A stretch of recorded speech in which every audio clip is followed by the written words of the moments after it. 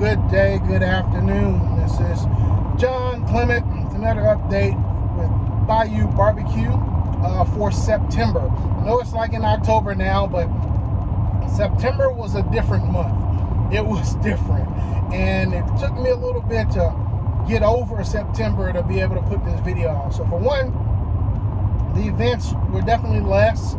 Well, we had about 2 or 3 different events, and they really weren't as great as some of the other events we had in July. One of the good things I have learned now going through this vending season is that July is the peak month, and after July it almost kind of drops off of a cliff. And going into September, we actually only made a little bit over almost $4,000, and that's the events we did plus vending. So it was a very short month compared to the previous month, which was 10, and the previous month before that, which was 14. So pretty much a big jump off the cliff. And let me tell you some of the things I actually have learned going through September. For one, got to pay attention to the internet and your local Facebook groups, because those groups are where people post events that are happening, things that's going on, and it allows you to be able to be on the pulse of the community.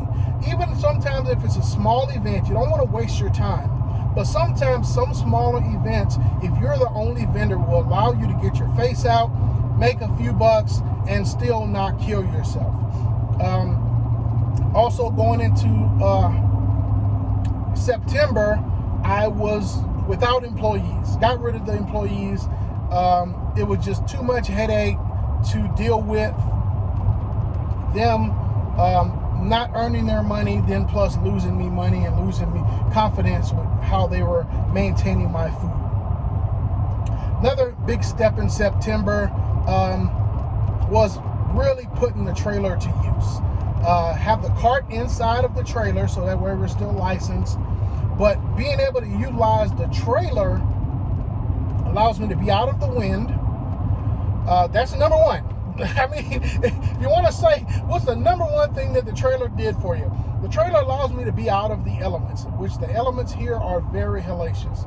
You can all of a sudden have a little wind burst that will tear everything up. So that's number one. Number two, it allows me to be able to store everything in one space, and it cuts down on setup and tear down times for sure, because everything is in there, especially how I have it organized right now. How it's organized right now is very nice. All things are in little shelves. The only things that I have kind of on the floor are stuff that can fall and break. I have a microwave in there. Once again, that's changed my life too. I just bought a toaster oven. I want to try to give that a try a little bit, but I don't want to beat my generator up too much. Having the trailer, once again, allows me to be out of the elements. It allows you to be able to store everything inside, set up tear downs quick. You can leave stuff in there if you get back and you're tired and come back and do it later. Different than having everything in the back of your truck or in your truck and stuff just hanging all out. So that's another big advantage of the trailer. Also allows you to be a little bit more professional. So with the trailer, you'll be able to look cleaner. Everything looks a lot neater. You look like you're actually in business instead of struggling like in a tent. Once again, I started in a tent. I'm not having anything against it. I just know perception of people. So September was get the trailer up and running better and operational month. So got the in the trailer, got the window put in there. We now have the door fixed. I'm gonna put some new flooring in here pretty soon, probably going towards the end of middle of the end of next month. Just depends on when I have time. But the trailer is a game changer. I have the sinks for it. I have just got a new stainless steel table in there. It's just a game changer, and I can't wait to put it to use next year. Right now, what I'm trying to do is focus on getting more catering jobs, at least 1 or 2 a month. Will keep me at that about 4,000 range I want to be at, and that's about the minimum I want to be at, about 4,000 a month with the vending. And to me, if you can't do $4,000 a month vending, you might as well go get another job, because it's not worth it. You know, if you're doing 2,000 or 3,000, I don't know. That's just for me, because to me, it's supplementing income or your primary income, one of the two. Either way, you need to be pulling in at least about $4,000 a month to make it feasible, make it a logical argument to putting in all this work, because it's not easy. It is definitely not easy. Everybody thinks you can just jump into the food truck business and money's just going to pour out of the air, and you're going to be sitting down in the house 2, 3, 4 days a week just chilling. It doesn't work that way. I usually have to cook, so prep probably about an hour. It's going to take probably about an hour to clean up, and then you're vending for however long. So if you put that in, let's say I vend from 11 to 2. So 11, 12, 1, 2. So that's 3 plus the 1 plus the 1. So that's 5 hours a day. So 5 hours a day, you divide that into whatever you made net, not gross, or you can do gross, and then see if that's the same thing you would make at McDonald's. If this is the same thing you would make at McDonald's, man, go start flipping some burgers and fries. And what's very disheartening, it's not hurting me, but it's disheartening to see, because I'm a very social person. So I talk to all of the other food vendors, food truck owners around. Some of them have some awesome setups. In this local area, about 22 different food trucks come around here, total. There's some that are here, but then there's others that come in. So from our town here in Vernal to Roosevelt to Duchesne to Jensen, within that area, people come in with different food trucks, probably about 22 of them. And I would say probably at least way more than half of that is local that are here. It's probably about 80% of that, 75, 80%. So what does that mean? Right now, I've noticed just from vending, from March of this year till now, many food truck owners ready to quit or have quit. Ready to quit or have quit. And it's crazy, because once again, you'll look at their trucks and look at how much they're trying to sell them for. These guys paid $60,000, $70,000, $80,000 to get these trailers built, and they're not making any money.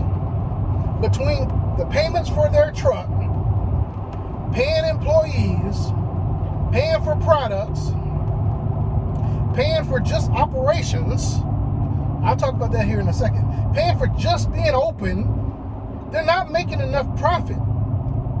Now, I'm going to talk about this paying for being open. Paying for being open, operational cost is your electricity, your propane and your gas, propane gas and your gas that your generators are using to generate electricity for you. Then your gas getting back and forth wherever you're going. That's your just operating cost right there. Just opening your doors. Some people have to have a gas on at all times to keep a griddle or a grill hot to fresh order for customers. That costs money. For me, my propane tank, once again, is used mostly for warming. So I use, for every time I vend, it's about 1/10 of the tank. So if my propane tank costs me $30 to refill, every time I go set up, it's about 30 cents. And I keep track of it just to see if it does anything different. But usually I can go about 10 days, 7 to 10 days, depends on the length of vending. But other people, they're running through propane like crazy. They're running through gas, burning big, huge generators to run all their equipment. It's crazy. And once again, if you're not pulling in enough money, which a lot of them aren't, because I'm not in a huge town. We have 10,000 here. We got about $32,000 people in the Uinta Basin area. That's all 3 to 4 little towns all around here. So it's not a big amount of money to be made vending, but you got to get in there. So they're losing money, and a lot of them are quitting, trying to sell me their trailers and trucks but it's really crazy. So one of the things I'm focusing on this month and for the rest of the time was I asked my customers, where should I set up and be on a more consistent basis? Because I've been researching and watching some videos and studying, and one of the failures of food vendors is not being in a location and having a set schedule for their customers. That's one of the biggest things. I even know that from one of the good vendors here, El Homies Tacos. He's there every day except for Saturday and Sunday, I think. So his people know that he's going to be there. I've had people ask, where are you going to be? Where are you going to be? I try to post a schedule, but what I've learned is that now what I'm going to do, I put a poll out. There's 2 places in my town that I can set up, and they've overwhelmingly picked the one place so far where even El Homie sets up, because they say it's a lot more open place. So what I'm going to start doing, starting this week, is I'm going to use Monday, Tuesday, and Wednesday as my regular daily vending days in one location from now on. And what that'll allow people to know where I'm going to be, to miss me on that Thursday, Friday, and Saturday, and Sunday. But now they know where I'm going to be, and my menu is going to stick the same. I'm always going to carry my base menu. I'll have a special or 2 that'll be available, but I got to keep my macaroni and cheese bowls because people love that and they look for it. I'll keep my Sammys because those still sell pretty good, and I'll keep burgers also because they like some of those. So those are my main menu. I'm going to keep that. Then I'll keep bringing in those Cajun flavors, that gumbo, the jambalaya, red beans and rice, different little options like that. So being consistent in location, being consistent in timing, being consistent in menu, those are 3 things that are going to push my business up from now and going into next vending season. So I'm also trying to figure out what to do during the winter. It's really cold and snowy out here, so probably can continue vending until maybe mid to end of December. Depends on the winter. So trying to figure out different options to do for that. And yeah, I think that's about it for September. As I said, very, very difficult month as far as the income brought in. Learned a lot, fixed and improved the business a lot, and just preparing to go into the winter and into next season. So that's all I have right now for this update of Bayou BBQ. I hope that something I said was informative to you, helped you to continue on in your journey. But Bayou BBQ is not going nowhere. We made a lot of money so far this year to cover everything and continue to build the business and have money in reserve to carry us through the winter. Looking for catering options right now to hold us out through the winter, and we'll continue to go. So I'll catch you on the next one. Bye.